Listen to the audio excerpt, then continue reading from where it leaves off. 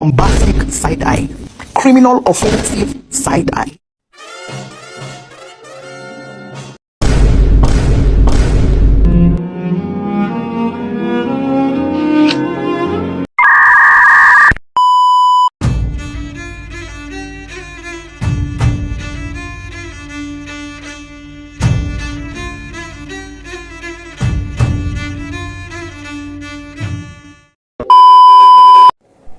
Halo, selamat pagi Ananda Ibu semuanya. Kembali lagi bersama Ibu. Hari ini kita akan memulai pembelajaran kita pada hari ini dengan daring ya Ananda. Meskipun dengan daring, Ibu harap Ananda dapat memahami apa yang Ibu sampaikan.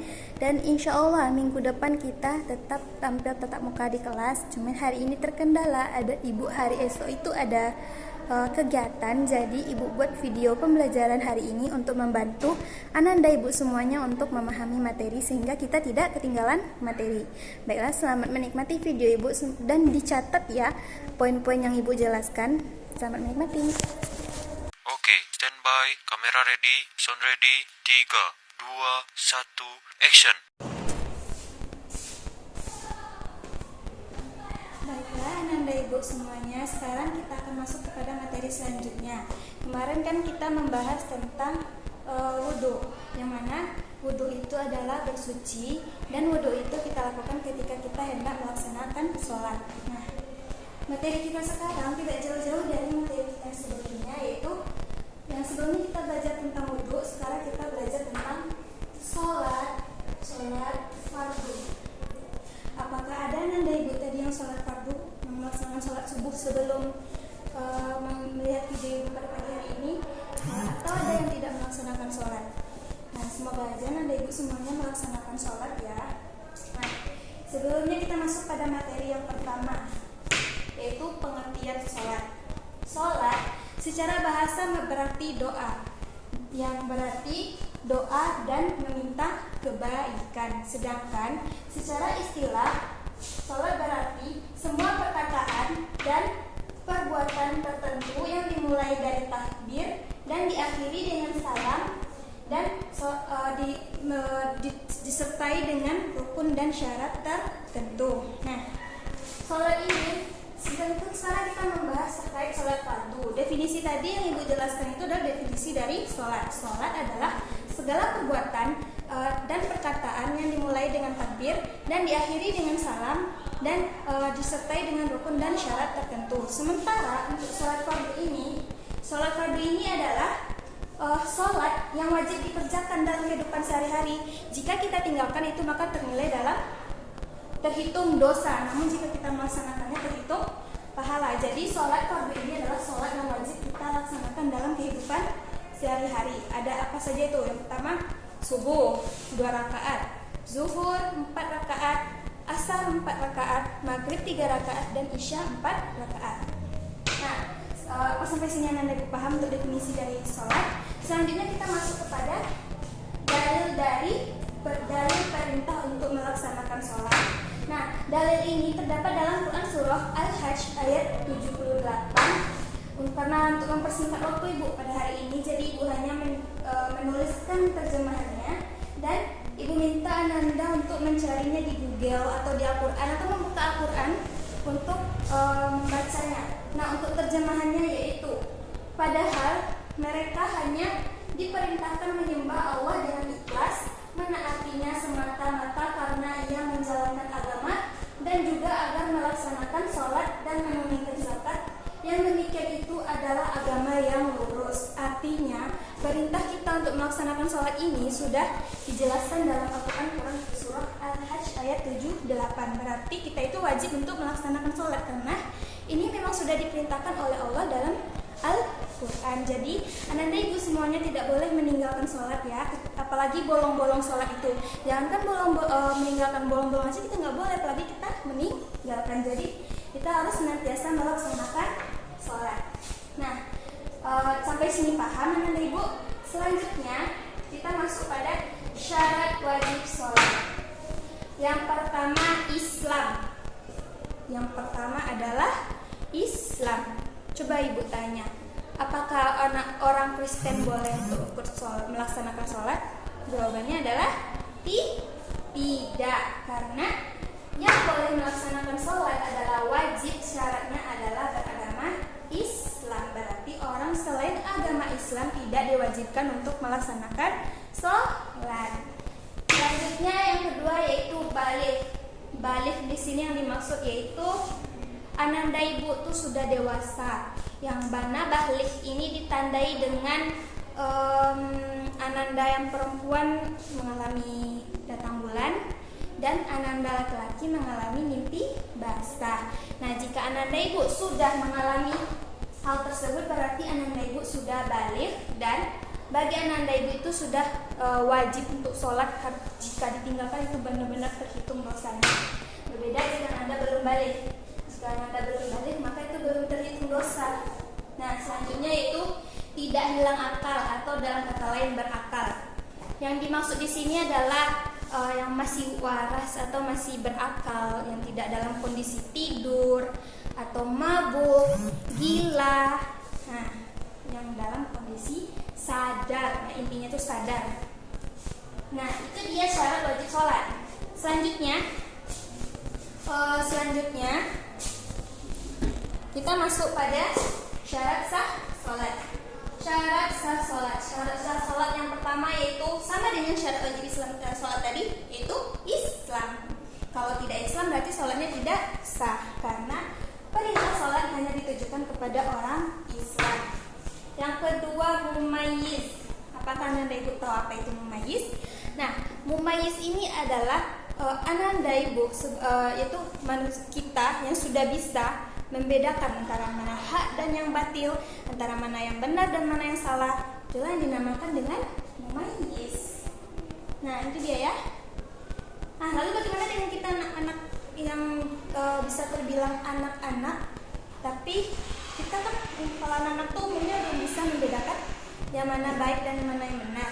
Berarti sah saja jika dia melaksanakan sholat, namun tidak bermasalah juga dia tidak melaksanakan sholat karena dia masih dalam kategori belum mumayyiz dan juga belum balik.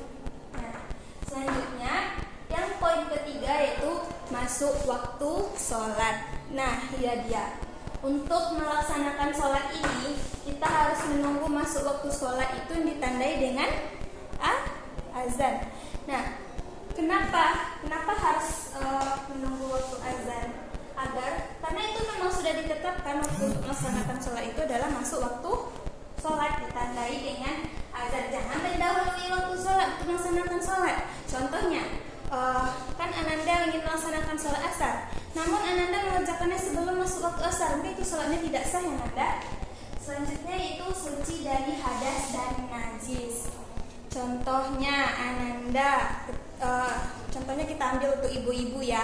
Ibu-ibu yang baru melahirkan dan menyusui anaknya. Nah, terkadang ibu-ibu ini terkadang baju yang kita pakai itu terkadang sudah dikencingin oleh bayi atau dipipiskan oleh bayi. Jadi jangan gunakan baju itu untuk sholat. Kalau bisa kita bersihkan terlebih dahulu dengan cara membersihkan bagaimana? Seperti sebelumnya Ibu jelaskan cara mensucikan hadas dan najis seperti itu. Jika tidak, kita bisa mengganti pakaian terlebih dahulu untuk melaksanakan sholat agar sholat yang kita laksanakan itu sah, daripada kita tidak melaksanakan sholat itu menjadi sah karena pakaian kita terkena najis atau hadas.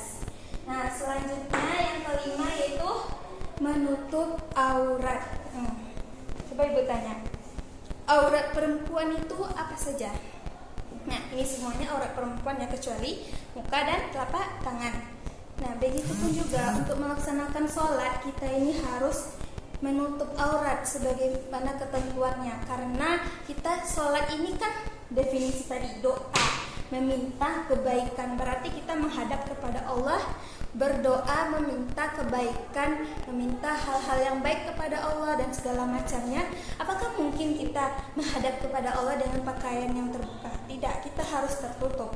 Yang tertutup dimaksud di sini jangan kalau perempuan tuh kenapa harus memakai mukena? Karena agar tidak membentuk lekuk tubuh, makanya kita menggunakan mukena. Nah, begitu juga untuk laki-laki. Nah, laki-laki ini kadang terjadi permasalahannya ketika sholat berjamaah. Contohnya, laki-laki ini sholat menggunakan kaos oblong atau kaos yang ada tulisan dan gambar-gambarnya gitu kan. Terkadang ada tulisannya macam-macam lah, gambar aneh lah atau tulisan aneh lah gitu. Jadi posisinya disolat di depan, sementara jamaah yang di belakang menjadi tidak fokus karena posisi gambar bajunya itu menarik perhatian, sehingga jamaah yang di belakang bukannya fokus pada sholatnya tetapi fokus untuk membaca tulisan yang ada di pakaiannya. Jadi ini merugikan diri sendiri dan juga orang lain. Jadi sebaiknya jika laki-laki itu ingin sholat itu menutup aurat dengan cara menggunakan pakaian baju kokoh atau baju kemeja atau baju muslim, terus memakai celana yang panjang, jangan pakai celana yang pendek. Kalau pakai celana pendek kita cari dulu kain sarung, baru bisa melaksanakan sholat. Sampai sini paham Anda Ibu? Nah, yang terakhir yaitu menghadap kiblat. Kenapa harus menghadap kiblat? Seperti contohnya lagi kita ambil sholat berjamaah tadi ya. Misalnya sholat berjamaah, terus kita tidak ada yang tahu kemana arah kiblat kita, sehingga kita tidak ada yang menghadap kiblat yang sama. Misalnya kamu sholat menghadap ke sini, terus ada jamaah yang datang lagi menghadap ke sana, terus ada lagi jamaah yang datang menghadap ke belakang. Nah, kan menjadi posisi sholat kita tuh tidak beraturan, satu ke sana, satu ke sini, terus ke belakang, ke depan, otomatis itu tidak akan menjadikan suatu sholat itu khusyuk karena tidak sejajar. Karena kita tahu kalau sholat berjamaah itu saf lurus dan dirapatkan, artinya kita lurus dan dirapatkan sama. Berarti itulah fungsinya kita menghadap kiblat. Dan adakah yang tahu kiblat kita itu ke arah mana? Ya, kiblat ke arah Ka'bah. Nah, dari semua yang sudah Ibu jelaskan ini, apakah Anda Ibu semua paham dengan penjelasan Ibu? Dari mana tadi pengertian sholat, terus dalil tentang perintah melaksanakan sholat, terus syarat wajib sholat, syarat sah sholat. Apakah Anda pertanyaan dari Anda Ibu? Jika ada, nanti tanyakan secara langsung kepada Ibu, atau karena kita belajar secara dari hari ini bisa dipertanyakan ketika minggu depan. Insya Allah Ibu masuk minggu depan ya. Nah, tadi di sini kita hanya menjelaskan tentang pengertian dalil, syarat wajib, syarat sah sholat saja. Insya Allah minggu depan kita akan membahas tentang rukun sholat dan yang membatalkan sholat. Nah, ini tuh PR Anda Ibu semua ya, dicatat ya. PR Ibu semua. Yang pertama, ringkas tentang rukun sholat. Nah, yang kedua, yang membatalkan sholat. Nah, itu dia ya tugas untuk minggu depan. Insya Allah minggu depan kita masuk, dan Ibu mau besok tugas ini itu kalian Anda pelajari di rumah. Tapi besok insya Allah pagi sebelum kita besok pagi mau praktek ya Nanda tentang 13 rukun sholat ini. Jadi Ibu mau Anda semua memahami dari apa yang Anda ringkas ini. Tapi insya Allah sebelum mulai praktek Ibu jelaskan terlebih dahulu. Tapi Anda Ibu harapkan sudah mampu menjawab pertanyaan Ibu nanti ketika Ibu sudah menanyakan hal-hal tersebut, karena Ibu sudah memerintahkan untuk meresumenya.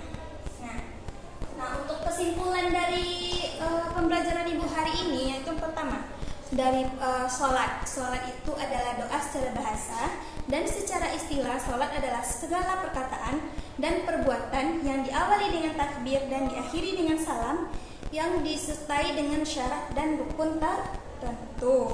Nah, dalilnya tadi dalam Quran surah Al-Hajj ayat 78, yang mana di sana memerintahkan kita untuk menunaikan sholat dan membayar zakat. Artinya dalam surah itu kita diperintahkan untuk melaksanakan sholat, berarti sholat ini merupakan kewajiban. Nah, jadi terus syarat untuk wajib sholat itu Islam, baligh, dan berakal. Serta syarat sah sholat itu Islam, mumayyiz, masuk waktu sholat, suci hadas dan najis, menutup aurat, menghadap kiblat, dan banyak lagi. Namun ini yang kita bahas pada hari ini hanya 6 poin saja. Nah, Ibu harapkan semoga Ananda Ibu semuanya dapat memahami apa yang Ibu sampaikan pada hari ini serta dapat menerapkannya dalam kehidupan sehari-hari. Karena materi Ibu kali ini itu materi yang sangat penting karena ini menjadi kontekstualnya dalam kehidupan sehari-hari dan Ibu mengharapkan Ananda dapat menerapkan apa yang kita pelajari hari ini dalam kehidupan Ananda sehari-hari. Yang biasanya tata cara sholatnya salah diperbaiki. Kemudian yang sebelumnya tidak tahu, oh ternyata kalau begini nggak sah ya sholat kita. Oh ternyata kalau gini kita nggak wajib sholat ya. Oh ternyata begini ya definisi sholat. Jadi Ananda Ibu semua itu memahami apa yang Ibu sampaikan ini dan Ananda terapkan dalam kehidupan sehari serta memperbaiki apa-apa yang telah salah Ananda lakukan ketika Ananda sholat.